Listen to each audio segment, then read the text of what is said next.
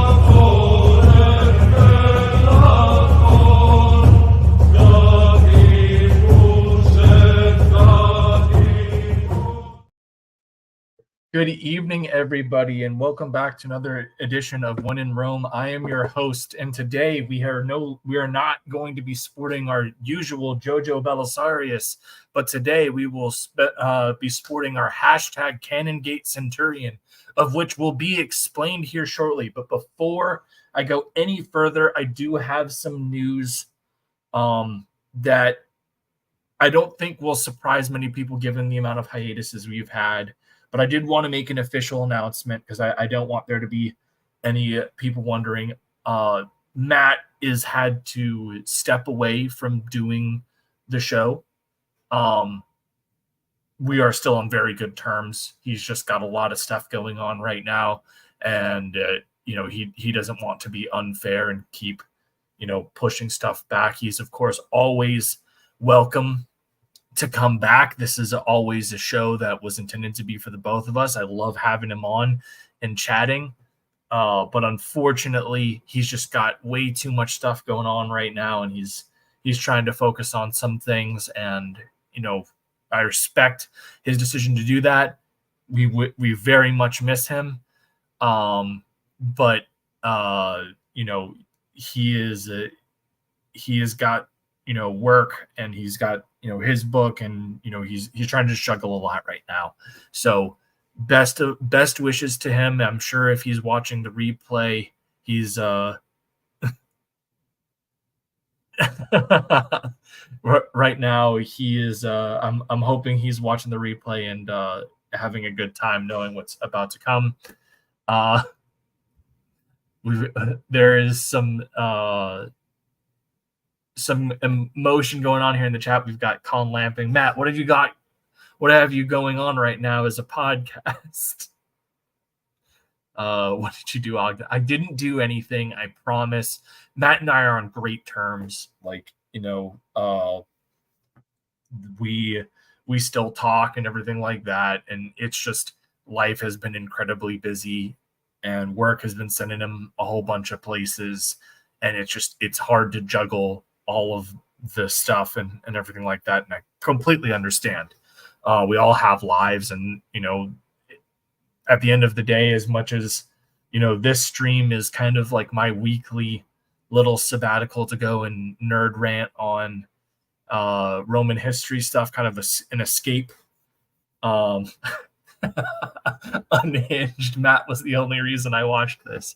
Well, We're already losing viewers. We're down to 4. At least this, you don't gatekeep me this week with a Thursday show. Hey man, this is actually kind of a impromptu one, because, and I might switch it back to Tuesday nights, because the Thursday was mainly, that was the night both Matt and I were best available. But wow, there's going to be a Gladiator II. Yeah, unfortunately. Yeah, he's not in it.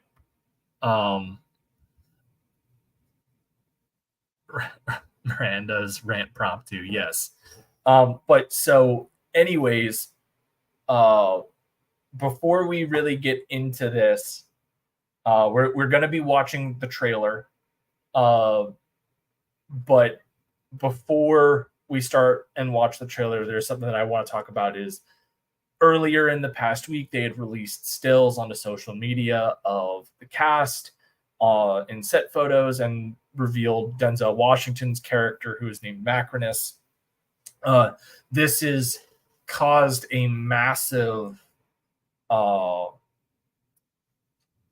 bit of controversy on critic channels, specifically dealing with Roman history, as there is a belief that Denzel's character is going to be playing the Roman Emperor Marcus Aurelius Macrinus, who reigned very briefly during the 3rd century crisis for about a year between 217 and 218 AD. And the big thing with that is they're claiming it's blackwashing. Macrinus was North African from the Roman colonies, so more than likely wasn't like straight up European, but was likely a member of the patrician Roman class, and had some, based off of where he is from, some Punic or North African blood from one of his relatives' side. So he probably wasn't like your traditional European, but he also wasn't what you would distinguish as a person of color from sub-Saharan Africa. Miranda says, isn't Denzel Hannibal Barca? Yes, he will be playing Hannibal Barca in an upcoming biopic. My grandma said, I don't care what history books say. All gladiators are black women. Corey Barton. Did Romans have cannons? No, but this is where this gets fun. And so there has been this controversy over the Denzel Washington thing. Now, Ridley Scott, the director and one of the writers of this movie, had this to say about Denzel's character. Denzel is an arms dealer who supplies food for the armies in Europe, supplies wine and oil, makes steels, makes spears, weapons, cannons, and catapults. So he is a very wealthy man. Instead of having a stable of racehorses, he has a stable of gladiators. He's beautiful. He drives a golden Ferrari. I got him a gold-plated chariot. The source of this was his interview with Vanity Fair. And so the thing that has pissed me off, and this has been going on for like the past week, as Miranda knows, is cannons don't appear in Europe until the 12th century AD. So this is effectively almost a millennia ahead. Like when you really think about it, the idea of Romans having cannons would break so much in history. Like without cannons, Rome exists up until the mid to late 15th century, less than a generation away from the European expeditions to the Americas by Christopher Columbus and the conquistadors and what have you.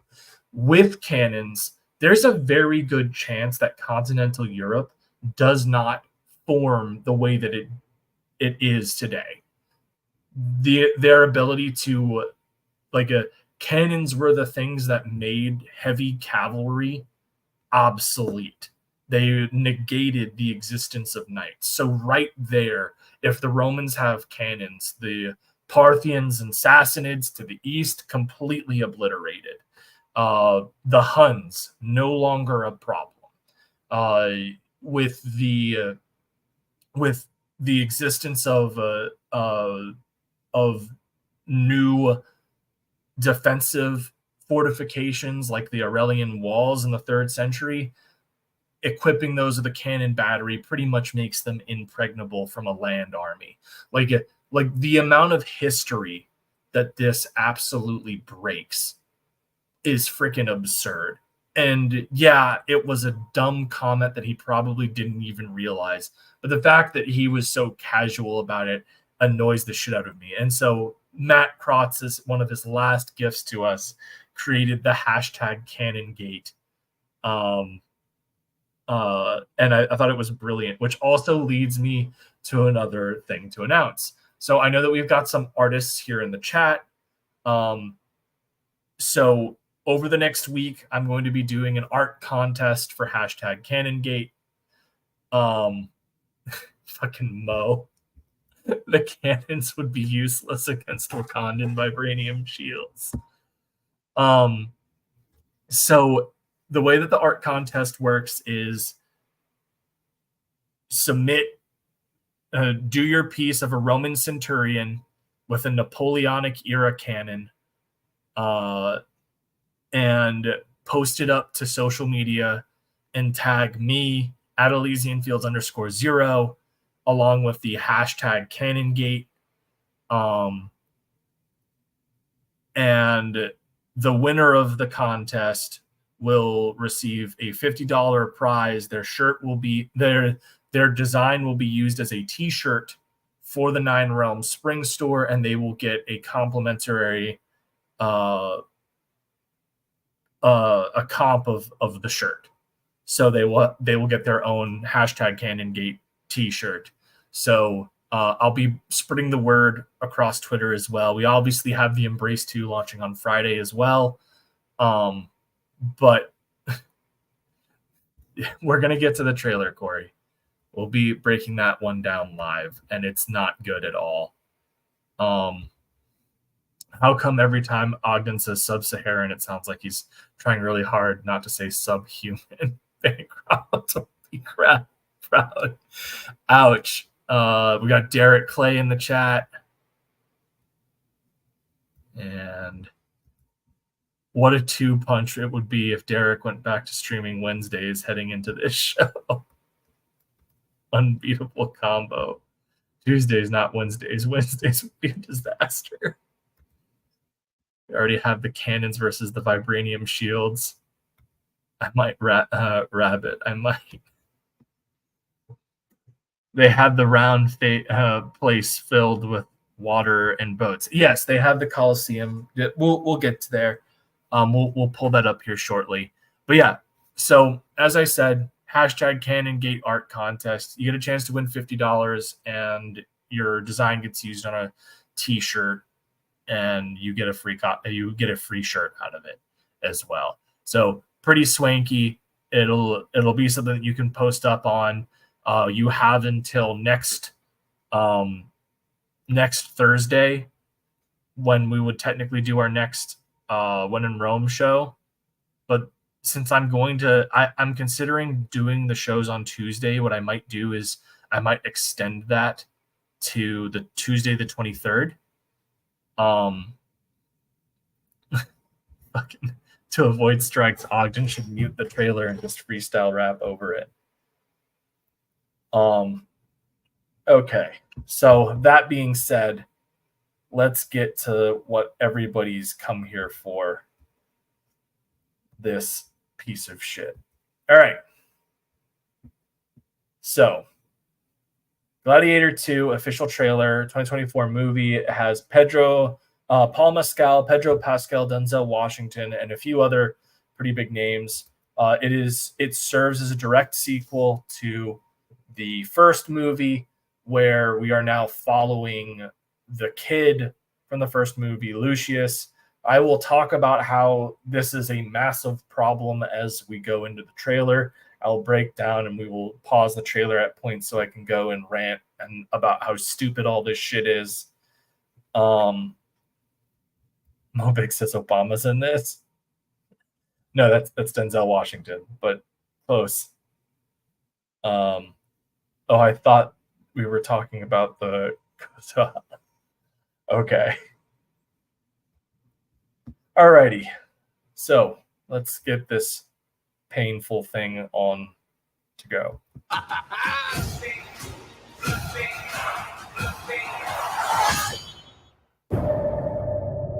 I remember that day. I never forgot it. That a slave could take revenge against an emperor. And this line gets completely undercut in the next. Where were you born? I don't know.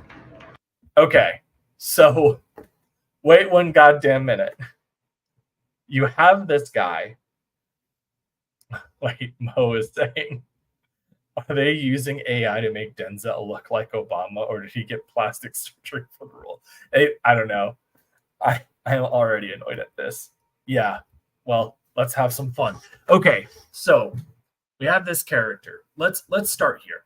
We have this character named Lucius, and in the first Gladiator movie, his mother is the eldest daughter of Marcus Aurelius. At the end of the film, obviously, Commodus gets killed.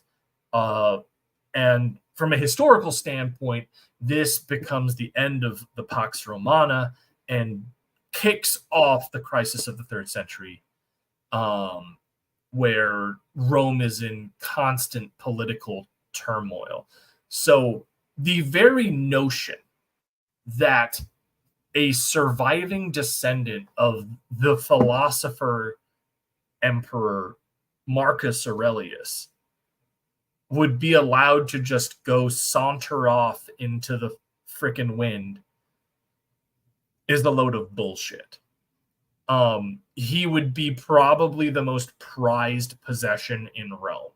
Like, you think back to when the Julio-Claudian dynasty ended. Nero has when Nero commits suicide, he leaves behind this catamite, this like a sex slave that is a gilded boy named Sporus, but that he's dressed up as his dead wife, Poppaea Sabina. And this prostitute is one of the most valuable political chips to the Roman elite for the next year and a half, as people are constantly trying to snatch power and then use this person's position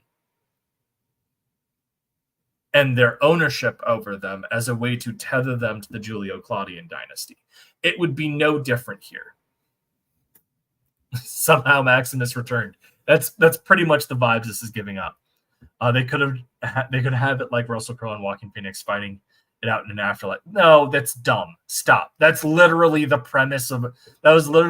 almost the premise of the initial thing, where they were just going to have Russell Crowe fighting throughout different periods of history in the underworld. It's stupid. Just stop. There didn't need to be a Gladiator II. That's just the end of the discussion. It was dumb. This is starting to sound like a monger with all these trans prostitutes. No, it wouldn't be awesome. It would be fucking terrible. It's like making 302. It was a bad idea. It was ill-conceived. And it was dog shit.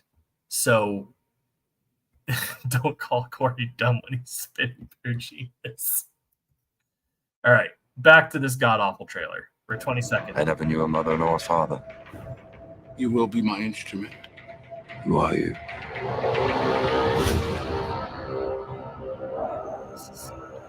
Did you hear that crowd? The greatest temple Rome ever built. The Colosseum. All right, so I will give them props on this. In ancient times, the Colosseum was not just a sand arena. They would very frequently use aqueducts to siphon water from the Tiber River into the Colosseum and fill it so that they could do naval battles. And this is drop dead gorgeous. I will give credit where credit is due.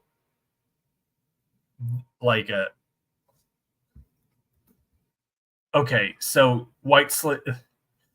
they did call Russell Crowe was a slave in Gladiator. That's gladiators were literally slaves. But I understand where your confusion is. There's a difference between the practice of slavery throughout the majority of history and what is known as the transatlantic slave trade, which created a systematic form of slavery relying on Africans as slave labor. There is a difference, but yes, we carry on. Because this is what they believe in. Power.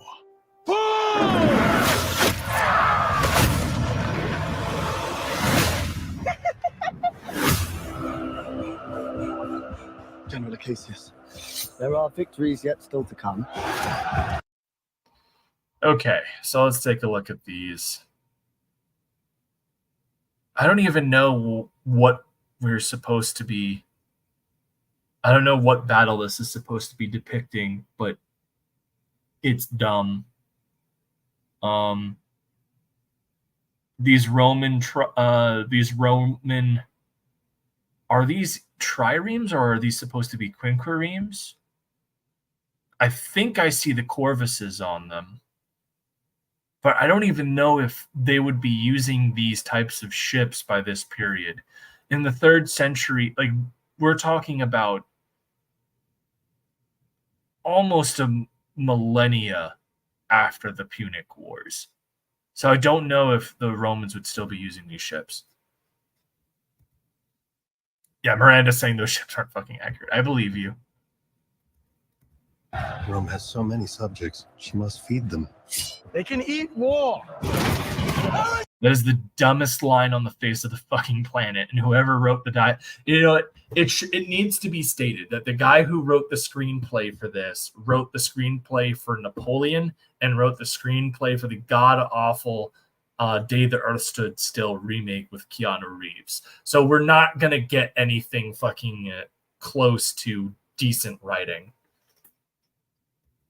Where are the mermaids and the sea serpents in the water? I thought that was the old days. I honestly kind of like the trailer until the rap music. The trailer is all dumb. And we will get into why once we start getting some actual dialogue. The fact of the matter is that no Roman emperor, regardless of how inept they were, would ever try and discount the ability for the people to eat. In fact, the big thing that Rome is known for is bread and circuses. So long as you keep the people of Rome fed and distracted by spectacle, it doesn't matter. A starving Rome is a recipe for disaster. It's a monster being ready to eat itself and turn on itself. Cannon to the left of them, cannon to the right of them. Still, the Ninth Legion marched on. Aldous, what's up, man? Oh, you're welcome to come in and chat with me on this if you'd like. You've got the link. It's in your inbox. I actually hailed you well in advance in case you were co-hosting, but alas. No, he's not. In fact, this is where this plot gets very contrived. It becomes very clear that Denzel Washington's character is actively trying to destroy the Roman Empire, which, as a guy who is literally profiteering off of it, makes no fucking sense in terms of a character motivation. But we'll get there.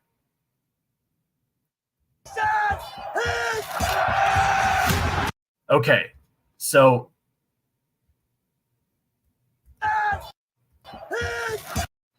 right here we have another problem.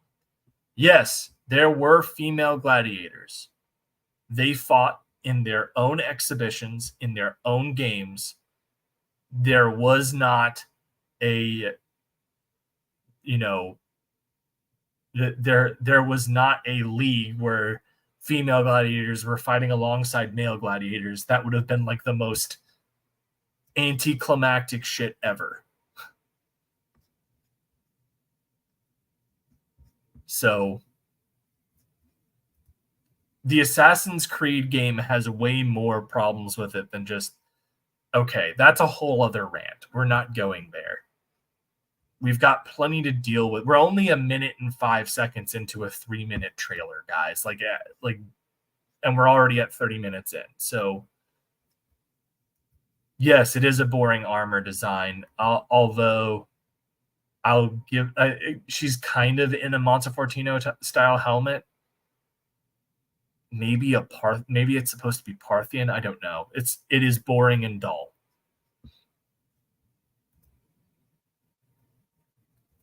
Some motherfuckers are always trying to chariot race uphill. They were women of color. Grr. Is Ogden gatekeeping half of my comments, or is YouTube? I think I've been doing a pretty decent job grabbing your stuff, Mo.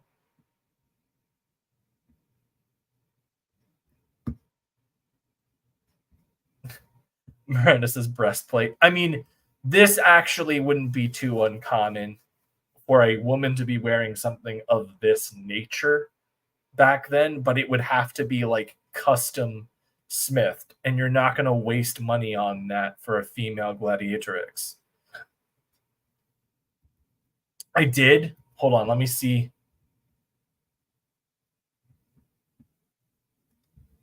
Wait, Russell versus Joaquin in the Afterlight, and the rest of the movie is a gender swap 300 with 300 naked babes. Then take the money that they make at that box office and buy Istanbul and reboot it as Constantinople. Well played, Mo. Well played.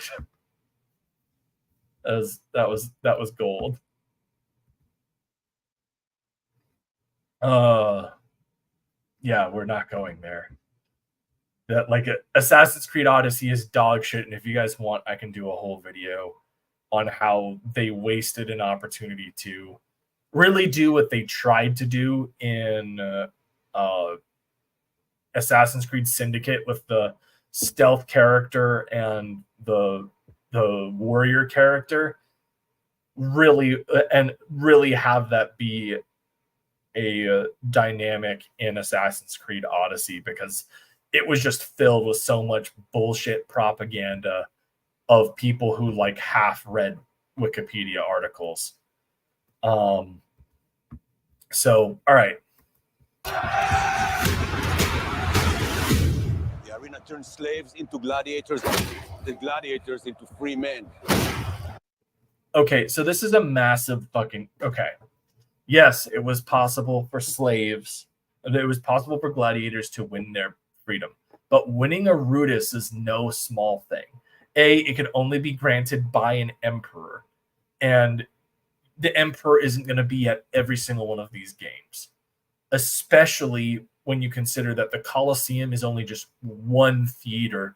Most amphitheaters across the empire were in much smaller urban centers as well. Like the largest one that existed on the Italian peninsula outside of this was the one in Capua. And after the Spartacan revolts, I don't know how well it recovered. Then free men into gangs. Oh God. You have something in you. I knew it from the start. Did you now? Rage. That rage is your gift.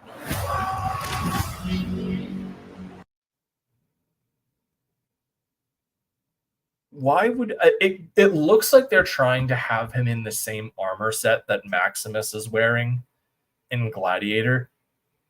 Two major problems with this. One, there's no way that they would still have that. I mean, granted, this is supposed to be like, what, 20, 30 years after the fact. But there's no way that they would still have that. The guy killed an emperor. His body probably got ransacked after the fact. Like, it is times major missed opportunity not to do blacksmiths. Not enough spikes on that. I mean, he's not wearing the helmet, but yeah. Wait, I have Rage 2. I can be a special gladiator. Where and when is the next Embrace coming out? I've been waiting for years. I'm calling your boss. What up, Justin? The next Embrace is actually launching this upcoming Friday. So you've got, what is it? 3 days. 3 days. We launch on Bancroft's probably between 9:30 or 10 p.m., somewhere around there.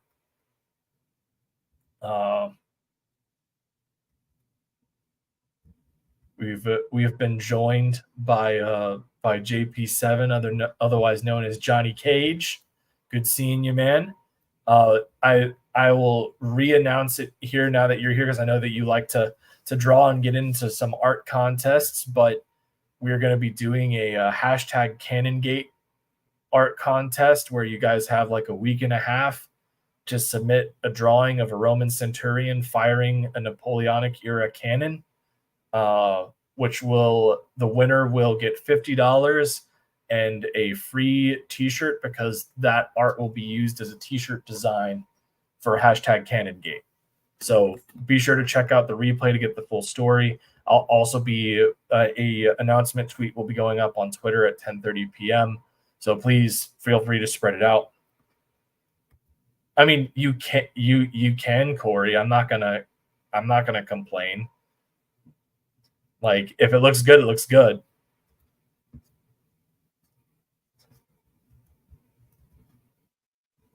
So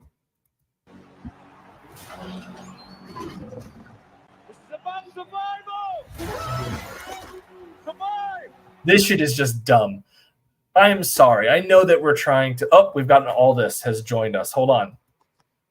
Aldous, you joined it the right time. Yes. I'm sorry for my tardiness. It took me a while. I was going through Herodotus's histories and was looking for Bigicus Boomicus, that famous etching that was done. So for my avatar. So because clearly you do remember the 7th Battle of Aquilonia, where the Roman cannon corps decimated, their opponents. You see, the best part of this, Aldous, is that you went and you completely shot yourself in the foot by saying you were looking at Herodotus, who pre-existed the Roman Empire by a solid 5 or 6 centuries. It's part of the joke, man. I know, but still, it's part of the joke. Daphne's saying, I'm incredibly surprised that Ridley Scott even felt the need to make a sequel. I'm loving the casting, but I can't get my brain going. Why? Look, Daphne, this is a guy that thought that the Romans had cannon on the peninsula about a freaking millennia beforehand.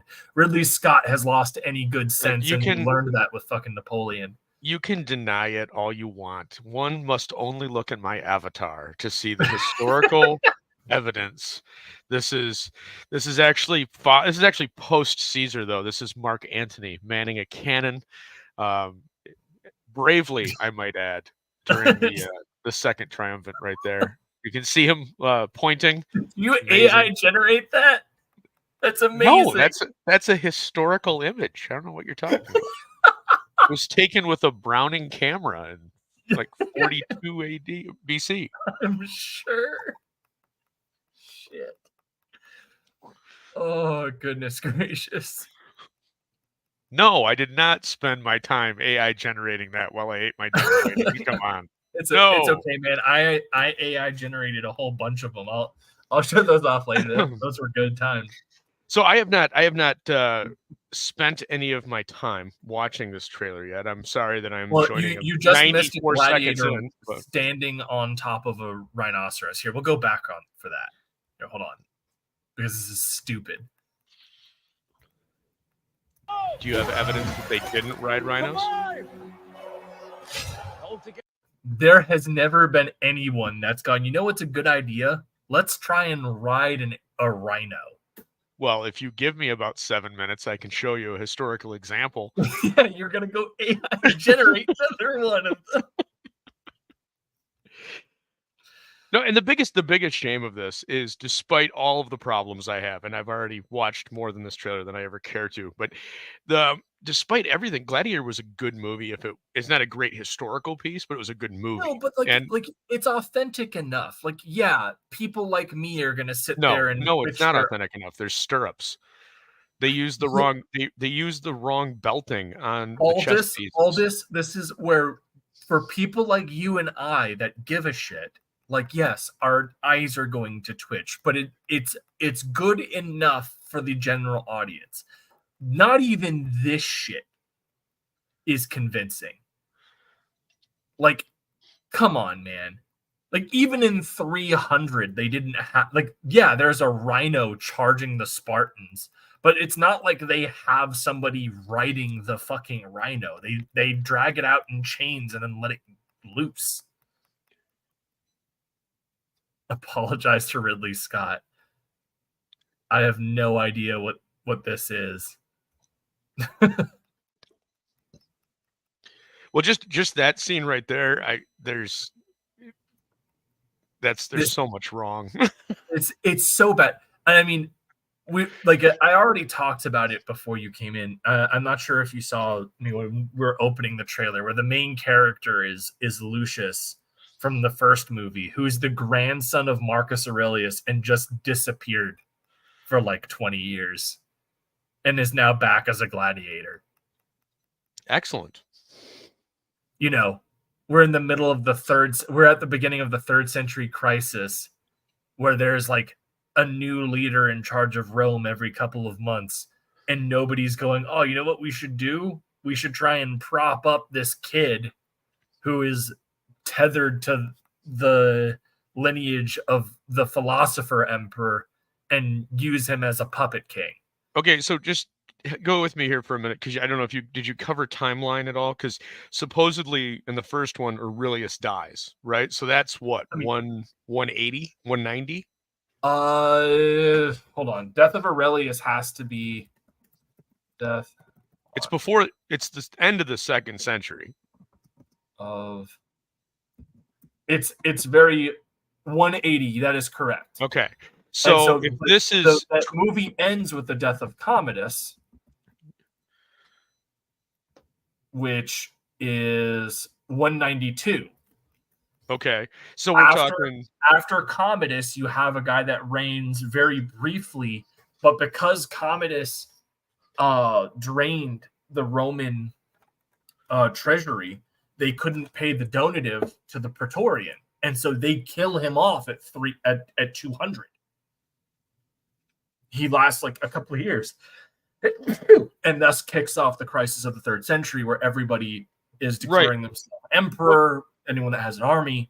My point of this, and correct me if I'm wrong. You know your Roman history much better than I do. But if we're going 20 to 30 years after the death of Aurelius, we are into the Severan dynasty, right? Severan? One. That'd be Septimus, Geta. Oh man. Yeah, you would be 193 to 235. Okay, so I can't remember them all. There's a bunch of them, but if we're in and this was actually like, these guys were pretty decent in terms of this is a period of stability and peace for the most part.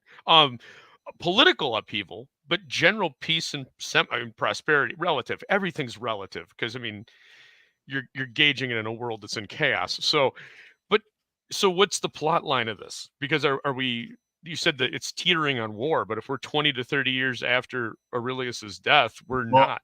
I'm guessing that. So what we know is Denzel's character is Macrinus, and there's theories that he's playing Marcus Aurelius Macrinus, and there was a whole complaint about blackwashing there. I don't really give a shit. It's whatever. This movie's dog shit, and it didn't need Denzel to make it a problem. We have a director who doesn't know has never opened up a history book. No, you haven't missed that. I just can't like copy paste the link. Hold on. Like I I don't have the ability to do that.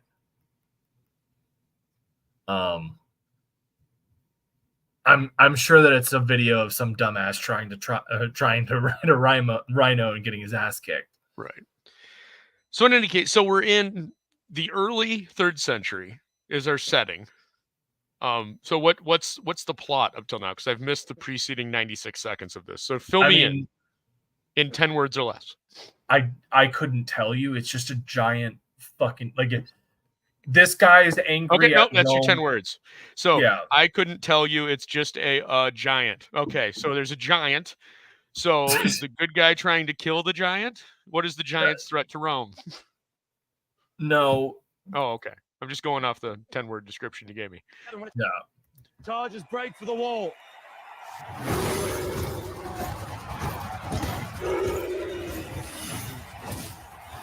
That's a lot of dust for just 2 handfuls. Whose head could I give you that would satisfy this fury? The entire Roman armies. Too much. Because that would totally be allowed. Also, is that a fucking crossbow? Wait, I was gonna say, could you run that back, please? Too much. That's a fucking crossbow. Okay, so let's talk a little bit about this. That is a crossbow. Crossbows have been around since hundreds of years prior to this. However, that style would traditionally be known as a lock bow. What you have there is a recurved front section with what it looks like to be a steel withholding. So that is an actual crossbow, which is not impossible, but highly unlikely. In Europe. Hold on. Yes. There's problems here. All right, so emerged in the late 5th century BC. That is not the type of crossbow that is shown here, though. No. If you look, the type of crossbow from this era would not have a recurve. It'd be it'd have a recurve, but the recurve would be higher up on the actual bow because usually they were made out of horn, laminated horn. But yeah, the stock wouldn't look like that. That's part of the problem. The stock would be a lot more slender. Really wouldn't have like a traditional butt, like you'd think of a butt on a gun. I can't really tell from that. I'd love to get a better picture of the locking mechanism and the latching that's holding it. But so the way that the crossbows worked in Europe at this point in time is they're freaking massive. And rather than having a rifle butt, they have like indented T at the back because you had to lean over to pull the bowstring back and lock it into place. Yeah, so let's move on. It's pop like The general will do. Whoa. Rome must fall. I need to only give it a push. So Denzel's character is looking to destroy the Roman Empire despite him profiteering off of it. This makes no sense. Well, no, it does. I mean, you're profiteering off an empire, but if he could break away an entire region, then he's in leadership of a region, of a state. I mean, I guess, but if this guy's supposed to be, if this guy's truly supposed to be the usurper, Marcus Aurelius Macrinus, like destroying the empire isn't his goal. It's taking it over and ruling over it.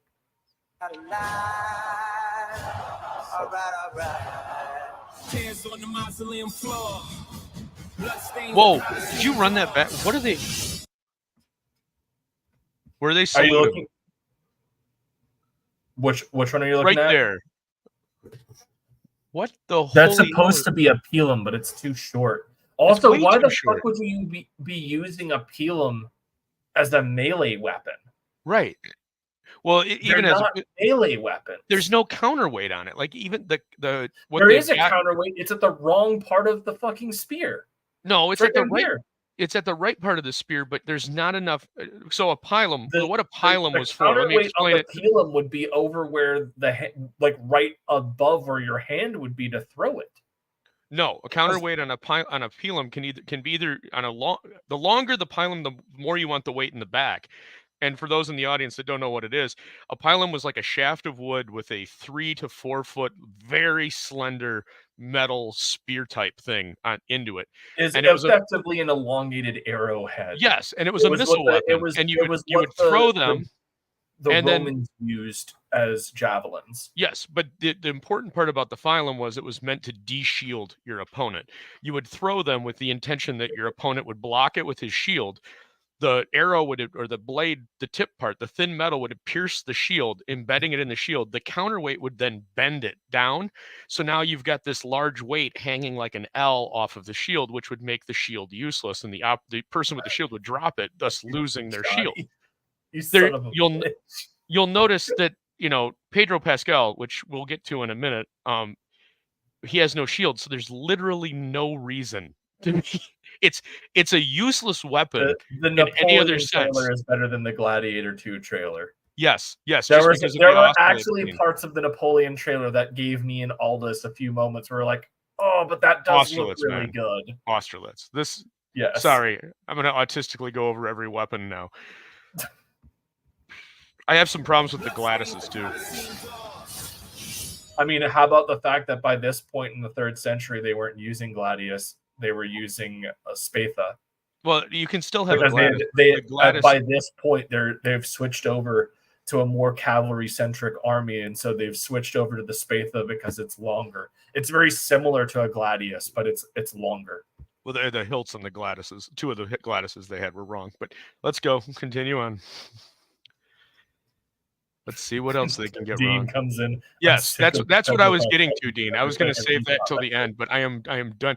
He's a decent actor. I'm done seeing him. He's very good in certain things, but he's getting overused, and because of that, like since he is in everything, he is in just as much bad shit as he is good, and so it's like the fact of the matter is that so much about how an actor is in any given movie is how the script is written and how the actor is directed.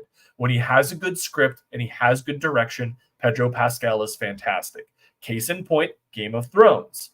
Like the Red Viper of Dorne, he fucking crushed. He was great. But when you have bad directors and you have bad writers, you get Maxwell Lord in Wonder Woman 1984. That's ultimately what it comes down to. But all right. This ring belonged to Maximus. Now I give it to you.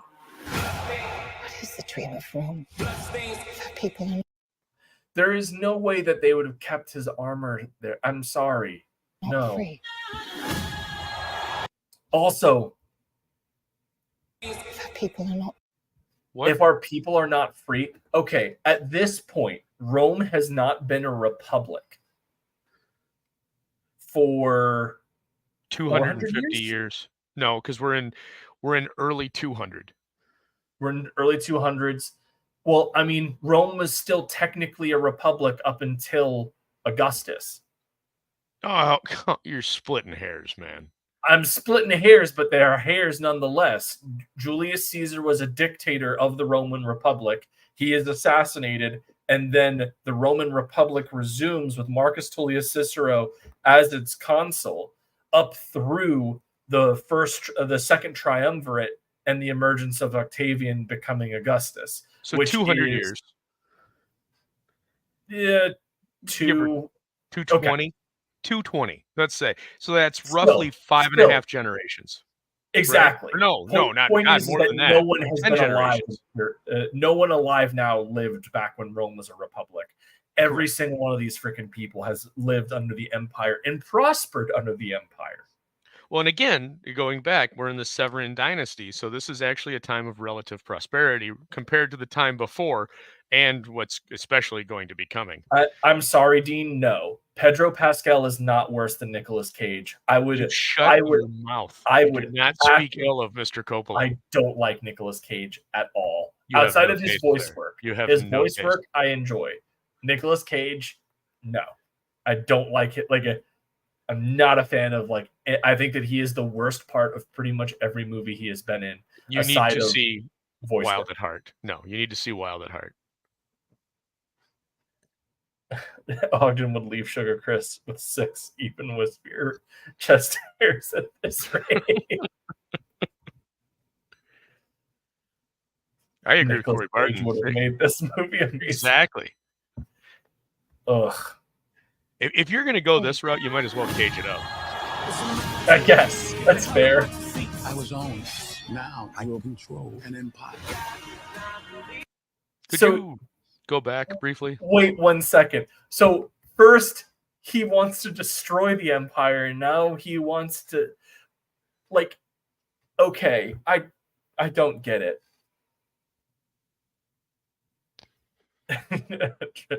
I don't think we can be friends anymore. Oh, Nick Cage is a treasure. I don't agree. I think he's like the worst thing in like 90% of the stuff that he is in.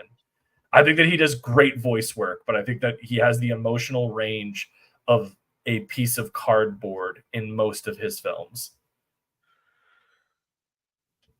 I will not waste another generation of young men for their vanity. Strength and honor.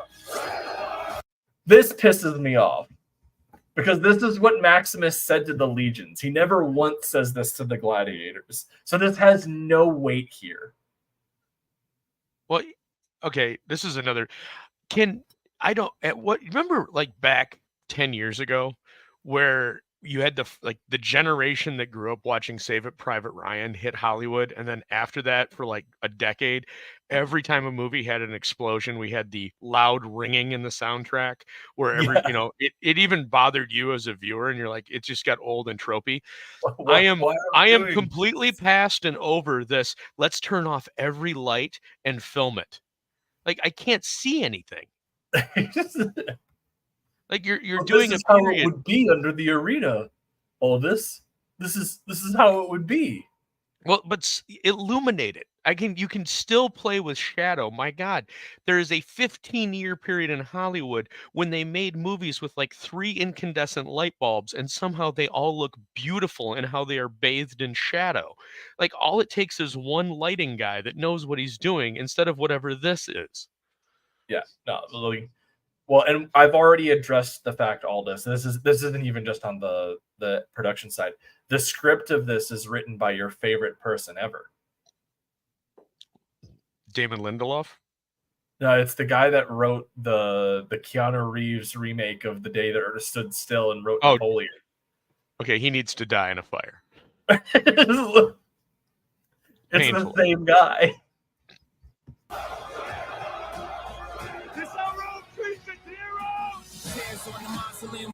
You guys aren't Rome's heroes, though. Like, there's this. This is so fucking dumb. Okay. Yes, Rome enjoyed gladiator games, but gladiators were first and foremost slaves. It wasn't like... No, dude, they were disposed generals. Everybody knows that from the first movie. But like, so similar to the gladiator arenas, you had what was called the Circus Maximus, which was where they held chariot races. Chariot drivers, charioteers, were actual athletes that gained winnings. Those guys were actually like very similar to how a football player is today. Like, those guys were heroes. In fact, the wealthiest athlete in history was a chariot driver under in the Eastern Roman Empire, and his net worth is like $2 or $3 billion from his winnings as a chariot driver. Being a gladiator didn't make you shit, unless you were part of in the usurpation of Marcus Aurelius by Commodus. Most people, history books rarely talk about this. You have to go to first sourcing details, and you'll see that when Commodus rose to the empire, he disbanded the Roman Cannon Corps, and then for the next 50 years after that, a lot of the gladiators were the Roman cannoneers, and their armor was forged out of the melted cannon. You son of a bitch. That's why he's saying, "What is this? How Rome treats her heroes? These are all the children of the famous Roman Cannon Corps that saved Rome multiple times under Marcus Aurelius." Jesus Christ! Now you won't hear anything about the Roman Howitzer Corps. Really, the Roman Howitzer Corps lost their eagle, and we're lost in that's shame. What really happened to the 9th Legion? They were the Roman cannon corps. They were the Roman Howitzer Corps. They lost their eagle, and they marched around Scotland for the rest of the time until they couldn't. They never found it. It was absolutely tragic. Real quick, Moromi, he stopped by and was hanging out with us for a bit. He's going back to work. Thanks so much for coming to hang out with us. I hope you had a good time watching. Daphne's saying, "Bring me back my Eagles." bring me back my Eagles and my round shot. Jesus fucking Is he Christ. fighting with a bayonet? Or not a bayonet, like a baton? Is that what that is? Aldous, you can blame the lighting on Ogden. They intended to light the scene with Elysian Fields lamps, but they never shipped. Ooh. If the Embrace 2 is a massive success, they'll be sure to include blaze lamps on the Embrace 3. Did Romans believe that the Earth was flat? No. I don't think so. No, they didn't, because the first person that discovered the circumference of the world was a Greek mathematician, right? Did it from Alexandria. Mm-hmm. So no, they didn't. And this is actually a massive misconception about people ever thinking that the world was flat. Like most people that had any sort of education whatsoever, like, never ascribed to that. Like, well, their aqueducts actually take it into account. They moved water over miles, and they take it's not just the pitch of the aqueduct, but they take the curvature of the earth over the span of the aqueduct into account, all in their engineering and mathematics. It's brilliant. They're brilliant in what they have managed to accomplish. Hell, if you go to Europe, there are Roman roads that today you can drive on that are just as perfect as the day they were laid. Meanwhile, in my state, in this wonderful union of states, they can't make a road that lasts more than about 3 years. So yeah, well, I mean, that's also because Roman concrete is special, and also the way that they built their roads is very unique as well. Yes, that was lost along with the Roman Howitzer Corps. Well, one of the major universities has uncovered the secret to Roman concrete. However, it will likely not change anything because it's way more expensive to make the Roman way. So, but anyways.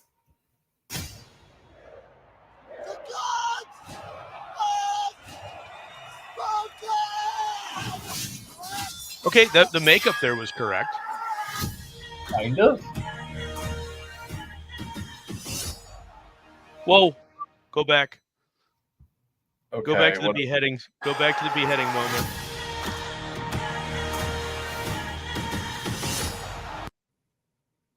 Can you move it back and just freeze on that image? I'm trying. Hold on.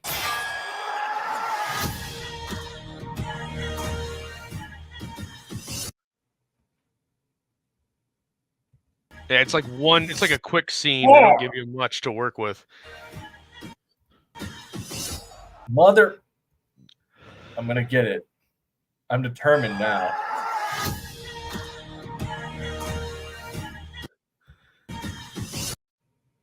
Oh.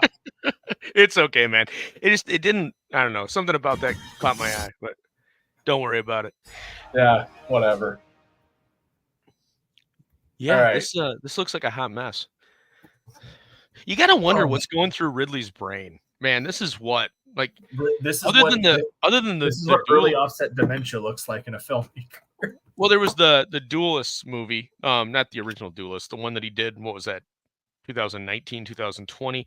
That one was pretty good. I didn't mind that one, but the Last Duel. Yeah, The Last Duel. I liked that. But it was solid. Yeah, but man, between Napoleon and this, you got to wonder. Plus, then he did the Alien Covenant before that, and then Prometheus. It's just like, what is he just drunk on his own sense of personality? Did he actually make those movies? I thought that he was just the producer of those. I'm pretty sure he directed both of them because they were absolute abortions of films. So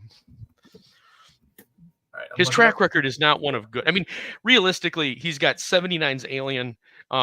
77's The sure. Duelists, and 82's Blade Runner. And I mean, I'm hard pressed to name much other than that. Gladiator's a fun movie, but like I said, Odin and I just get frustrated.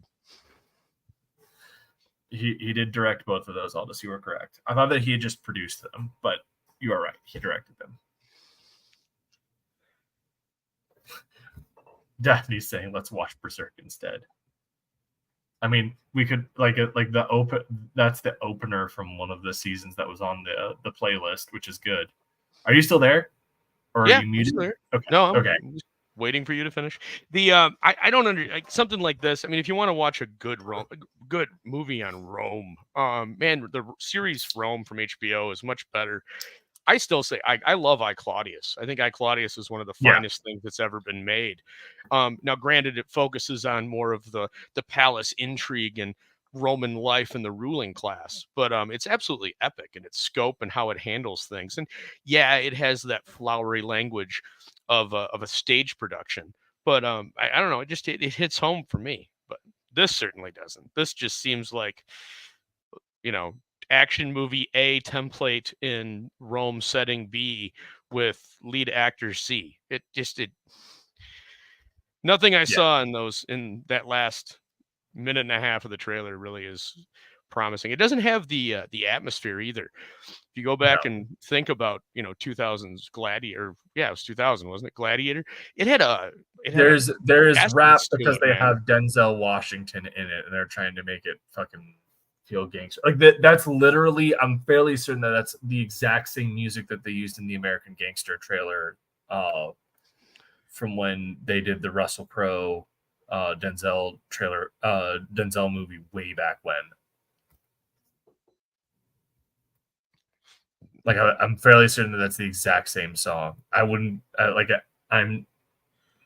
don't quote me on that, but like if I went and pulled it up, it's either that or it's something very similar. This is just fucking awful. And it's getting ratioed hard. One of the things that made me very excited about doing this show was Tom Holland, who is like not to be confused with MCU actor, but is like the king of Roman history books right now, with his series of books on he did Rubicon, Dynasty, and now Pax, and he's working on another one. He was just like, oh, this looks just like Gladiator, except not as good. With this exact message, I was like, yeah, this looks fucking awful. Barring a few things that do, like a few visuals that do have a lot of promise. Like I did really like seeing the Colosseum filled up with water and the naval battles and stuff. Outside of a few moments like that, this just looks like absolute dog shit, and the character motivations make no sense. And it just looks like trash, and it's gonna be trash. I mean, we've seen what Ridley Scott has become as a filmmaker. Napoleon was absolute dog shit. It was, let's light $200 million on fire to make a bullshit hit piece on Napoleon Bonaparte rather than deliver one of the greatest historical epics of all time about one of history's greatest generals. And that's what they marketed it as, and instead it's this hit piece about his love life with Josephine, and it's pretty 90% of the film is based on unsubstantiated propaganda and lies spread while he was ruling to try and undermine him during the conflict between him and England. So it's like, whatever.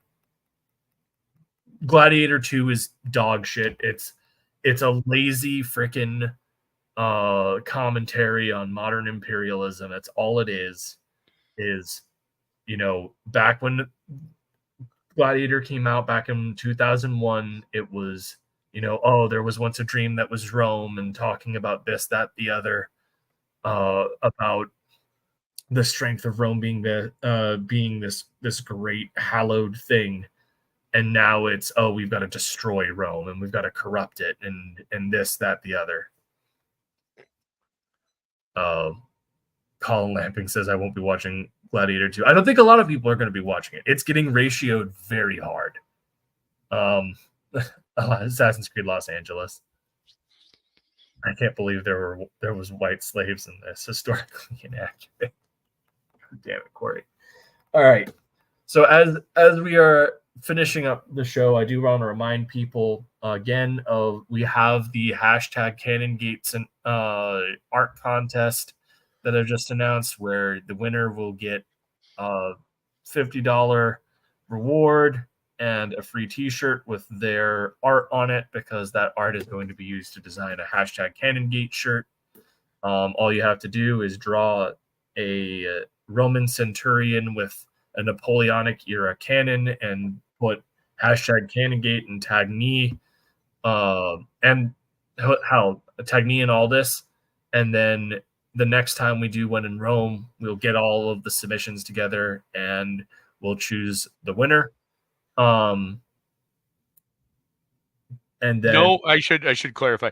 No AI generated art. Everything no needs to be AI physical. generated art. Absolutely. Yeah, I need to see actual art. Ideally, if there are any questions, we will be running everything through an AI filter as well, just to check. So yeah, if you think there might be a doubt, if you don't have a physical copy, make sure you record yourself drawing it so that you've got that as backup if we do come back and challenge you. I doubt anybody that enters is going to have that issue, but I do want to put that right out there first. And then of course, the Embrace 2 launches this Friday on Indiegogo. I'm going to put the link for the sign up in the chat. Sec. Yeah, while he's doing that, I guess I'll also announce this Friday, 11:30 on The Gutter. We will be asking almost a 30-year-old question. Who killed 1963? Image's famous 6-issue, unfinished, arguable masterpiece as an homage to the Silver Age. I don't think I've read that book. Really? I'm surprised. It's a list of who's who, man. You name it, they were involved from 93. It's an absolute, written by Alan Moore, God, penciled by Steve Bissett, Dave Gibbons, inked by John Totalbin. Valentino's involved, Lee's involved, Rick Veitch is involved, Rob Liefeld becomes involved. How have I not read this? Yeah, it's a beautiful series. Eric Stevenson was the editor on it. It's an absolutely fantastic series that's really beautiful. It fits kind of right in the happy middle of Alan Moore's system. It's not a complete dystopian teardown. It's got a little bit of that, but it's more of a brilliant homage to the Silver Age. And there's some beautiful stuff in it. 6 issues. I was supposed to end on an epic annual that never came out and never will come out. So that is on Fridays, The Gutter at 11:30 over on Lord Crackhead Comics. So Corey's saying, who's judging? Is it a vote by the people or by streamers? So this is what I will say. Aldous and I will be the ones judging, but it's not going to be a whole thing. Like we're literally having a Roman centurion with a Napoleonic era cannon. I'm not going to go super hard on historical accuracy. I will be.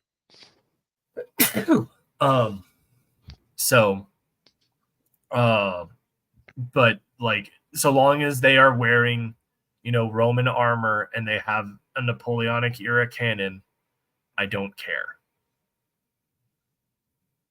If you want to draw a hot babe in Roman armor, that's your decision.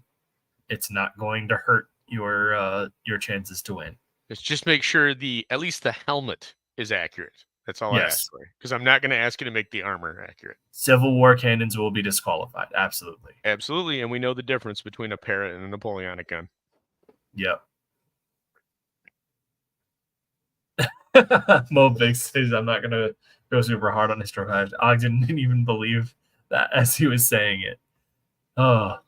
And I really don't. I don't want to see any like 14th century bombards either. Like I want a true like double-tongued Napoleonic carriage on just a standard extra bonus points if you infantry etch gun. into the cannon, courtesy of Sir Ridley Scott. And or the Royal French Bee. I'll accept either one of those. Miranda. I, for one, love going super hard on historical accuracy. Absolutely. All right, guys. Well, that wraps up our show for this evening. Thanks so much for hanging out with us on this week's edition of When in Rome. I'm sorry that we had to break the bad news about Matt Krotz's departure at the beginning, but we had a good show. I hope everyone had a good time. And as the title of my show says, fuck Ridley Scott. I'll drink to that.